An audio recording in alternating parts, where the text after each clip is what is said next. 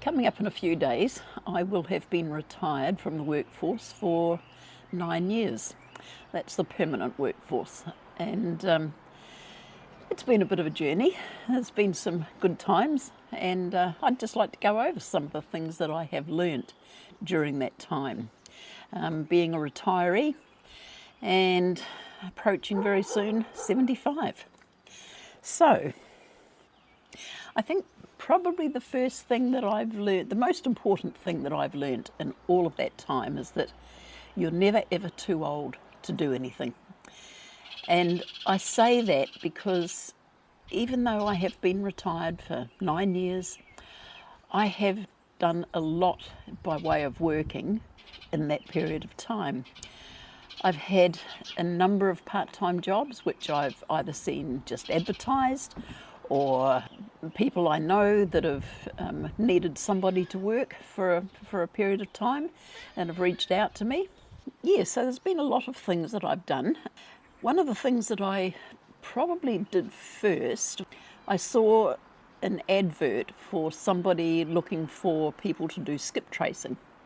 Now that is to trace people who have got bad debts. And this particular person had an organisation where she had about 5 or 6 people that worked from home, and just we used the internet to track down people who had skipped out on either insurance obligations or bad debts. And I did that for a period of time, probably for about a year, I think. I did enjoy the job. The only problem with it was that you got paid on the success of a particular job.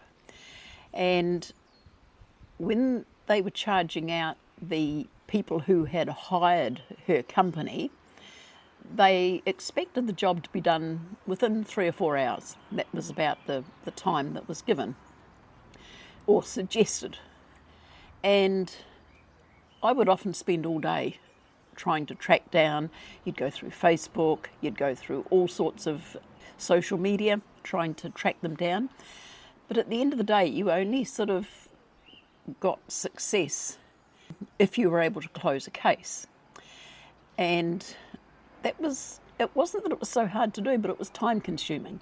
And you didn't end up getting paid for all the time that you spent doing it. So I did it for a while. I got a bit of money in, but not a huge amount when I compared how much time I'd spent doing the job. But I probably did that for about a year. Yeah, close to a year I did that one.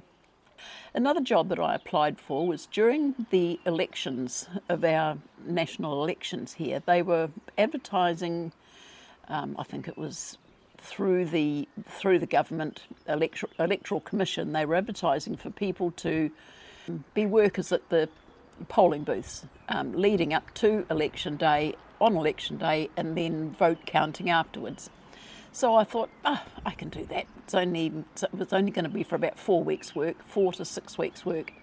So I applied for that and I got it, and there was quite a few of us in the area. And so I did that for about 4 to 6 weeks. Now, I did that over 2 general elections and 1 special election that we had. So all up, I think it was over probably a 2 or 3 year period. I ended up with about 6 weeks work times 3. So that was 18 days, and that was over a period of like 2 to 3 years. So that was another little bit of work that I did, and it paid well. So that was good, and I knew I only had the job for about 6 weeks, and that was fine. Through that job, one of the ladies that was one of the managers of our local electorate, she asked me, she got a job doing invigilating at the local high school's external exams. And she asked me if I'd be interested in being one of the supervisors. So I said, yep, I'll do that. So that was a job. I think I probably did, what did I do? I think I did about 10 half days, I think, over October, late October, early November.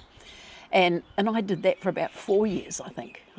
So that was another little bit of a job that I did, and I just had to go down to the local school. It's not that far away. I can actually see the playing field from here, so that was another job that I did.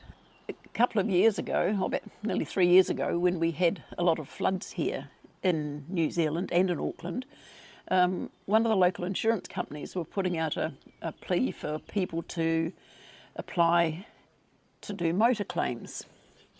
And I've got a background in insurance, but not motor. Mine's all health, life, liabilities. And so I sent off my CV to the agency and I got the job. And it was only going to be for, I think, 3 months, which extended to 6 months, and then they made me full-time. And so I did that for 2 years, and that was a full-time job, 40-hour week. And I could do it from home. They gave me all the computer gear, all that I needed, and I could just sit here at home and on the phone system just take claims and process claims. So I did that for about 2 years, and that was good money. And until they got sort of this idea that they wanted to get people back into the office. And all the time that I'd done the job, I'd done it from home. So I didn't want to go back into an office. So I just said, no, sorry, I don't really want to be having to travel into an office all day. So I sort of gave that one away. So there's lots of opportunities for people that want to do some work in your local area. If you keep an eye on the paper, you keep an eye on your local website, and even if you've got a skill that you know that can, I mean, here in this local area, we are always getting people saying, do you know anyone who would be able to do my lawns once a month or once a fortnight or something like that? And so the people just start suggesting other people who they know that can do that job. But there's plenty of opportunities there for people that have, you know, quite happy to get out and still push a lawnmower around and cut the edges and all that sort of stuff, to do a little bit of work to get that little wee bit of extra income. So that's one of the things that I've learnt since I've been retired, is that even though that you're retired, you're still not too old. You've still got abilities, you've got skills. A lot of it is skills that you've bought from your work life. And you've just got to keep your eyes open, see what's going on around the place, and there's always opportunities for taking on, you know, small jobs, part-time. Might just be for 2 weeks, it might be for a couple of hours a week. Anything is just that little bit of extra money coming in, which means a great deal when you're relying on a pension. The second thing that I found that I've done since I retired was tried to further my education. And at one stage I took a bit of time and did a master's degree. The local university that I've done my bachelor's at, they've got a branch here, not far away from here. So I enrolled there and was able to do a master's degree. And that took me a couple of years. It was during COVID, actually. I managed to get all my interviews done with the people to do my thesis. And I was just able to work through through COVID at home here, doing all the research that I needed to get my thesis written. So that was another thing that I was able to do, was, since I've been retired, was to do my master's. So there's always plenty of opportunities out there just to do courses and further your education, and just, you know, just to keep your mind active and all that sort of thing. So that to me has been valuable. It kept me going. It also kept me in touch with the university people, and it was a good period of time that I was able to, you know, spend time with people of similar ideas. There's a group of us that were all doing our masters. We would meet up often, and that was a good opportunity. I have thought maybe I might do another paper or something just for interest, but haven't really got to that stage yet. I'm still thinking about it. The other thing I've found too, since I've been retired, is that I've been able to keep up to date with current events.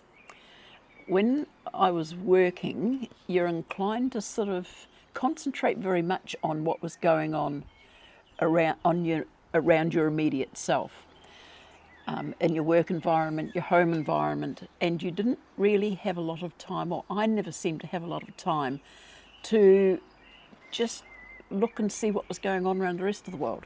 At the moment, I'm able to do that, and I keep up to date pretty much with what's going on around the world, and you know, sadly there's a lot of crap going on, but at least I'm able to keep up to date and just, you know, keep abreast of what's happening around the world, who's doing what, who's not doing what, and all that stuff.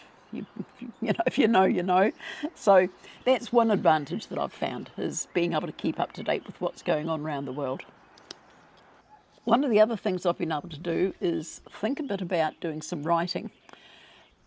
Before my mum died, her and I used to sit there and chat away for ages about, she'd tell me all about the history of the family and her parents and their parents, and I just wish I'd written it all down, because now when I sort of start talking with my family around my age and we talk about, oh, did you ever know about so-and-so? And I think, yeah, Mum and I talked about it, but I just can't really remember. And I'm just a bit annoyed that I didn't take more notice and write things down. And so I've started thinking now about how I can document things that come to mind, so that when I finally pop my clogs, there is a little bit of a record here that my kids have got of some of the things in my life that may or may not ever want to be discussed, but it's just something I've been thinking about. Not so much a memoir, but just getting a book and making notes in it, and just seeing what I can turn it into. Another thing that I've been doing, which I've been able to do, I've been able to watch a lot of YouTube channels. Now, there's a lot of creators there that are like me, that are older, and they talk about subjects for older people, and some of them are doing so well, others are just starting out, and it's really interesting to see what different people in our age group from different places around the world have got to say about their lives now that they're in retirement.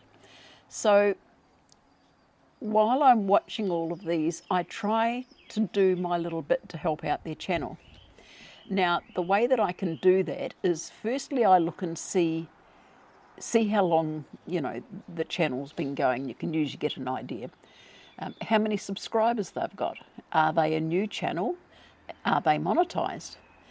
What's their subject? If it's something that I'm really interested in and they really are trying to get a channel off the ground, I like to subscribe to the channel if it's of interest. I like to leave a like and maybe a comment now and again if I feel inspired to make a comment. But if it's a new channel and they've only got sort of a few, you know, thousand subscribers, I mean, you've got to have 1,000 to become monetized anyway. And once they're monetized, I always find that the way that they're getting paid is through AdSense, and that's with the ads that are running through their videos. So what I try to do is, when an ad comes on, I just let the ad run. I don't go skip, because that then deprives whoever it is of getting that little bit of income. So I try to appreciate the fact that they've got this channel going. They're trying to make perhaps a little bit of money out of it. They are monetized, and I can do my little bit just to help, even if it's only a few cents they get out of it. At least if I let the ad run, let the video run right to the end, that helps them to get their viewing hours.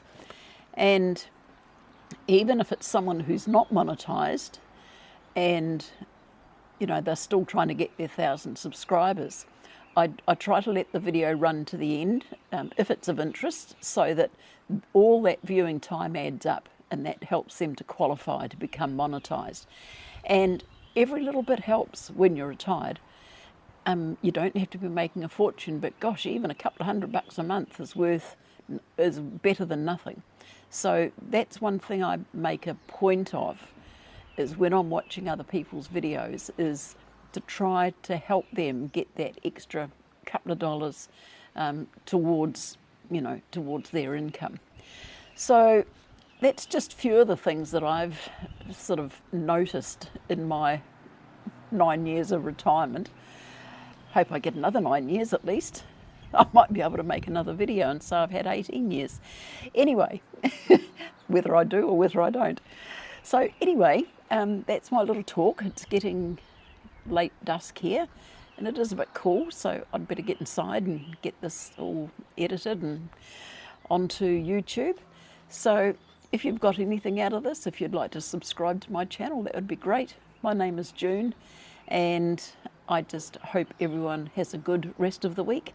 I'd like everyone to stay safe, take care, and I'll see you in the next one. Okay, bye-bye.